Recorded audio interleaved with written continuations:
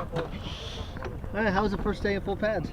Well, we don't practice a great deal different in full pads than we do shoulder pads and shorts, but it's the first day we carried them, and it wasn't too bad. We got fatigued toward the last 15, 20 minutes of practice, which is understandable after 5 days, but it wasn't bad.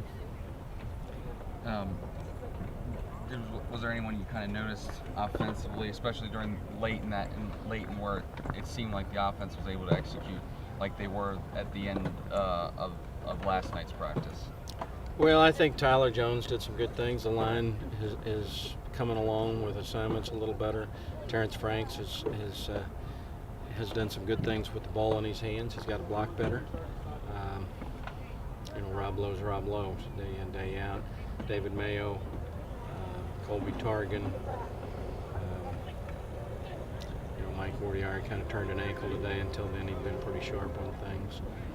Dallas McClarty a little bit. Of course, Mager and Mims have been superb every day. They're having a great camp.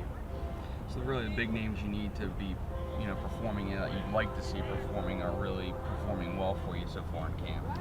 Well, offense, you got to go 11 for 11, and too many times we go 10 out of 11 or 9 out of 11, and that's time you show a little bit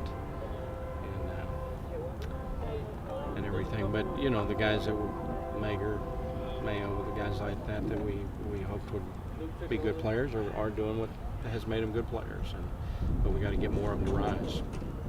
Coach, you talked yesterday a little bit about the no huddle stuff and your tempo and need to execute. What, as you were going in the off season, did you look at some of the different offenses? Was it just not getting enough out of your own, or was it what you were seeing from other people? I think a combination of both. You evaluate your season, you look at your statistics, and you try to put together a formula that gives your team the best chance. And we snapped the ball about 64 times a game average last year, and other people are snapping it now with the no huddle, 75 to 85 times a game. And so you stack on 12 or 14 more plays a game. That's almost 2 possessions. In 2 possessions, you like to think you could get some more points. I've wanted to do it since the day I got here. That was my hope, but there's a lot of things that go into the decision to do it. You just don't do it, and one of them is how your defense is.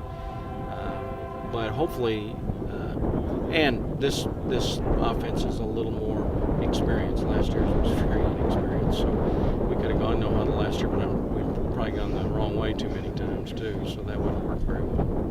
And finally, one of our fans, Eddie, wants to know, what of the receivers have stood out to you so far? Well, Ben just having a really good camp. C.J. Best is doing a good job. Damon Mercer, for a redshirt freshman who hadn't played a college football game, we've been real pleased with. Ryan Gary is steady for us. Gives us a guy that we can put in the game and plan on a consistent performance. Brandon Smith got a little ding the other day. He's missed a couple days, but we think he'll be back and be solid for us. Gabe Schrade you were talking about during this spring, and seems to have kind of picked up off of that, the extra time in fall camp. Gabe is a freshman that had the benefit of coming in January, and that really makes him kind of a freshman plus, which is good. And he came with the attitude he came to play and not watch, and so he brings that to practice every day, and that's really good. In terms of ceiling, is there a certain side of the ball that you think has the ability to kind of go beyond your expectations this year? Well, for a coach, you see as you evaluate things, you see the height, and you also see the potential low too. I think the defense is probably the one with the amount of new faces we have, from coach to some players, that would probably be the one I'd mention when I say that.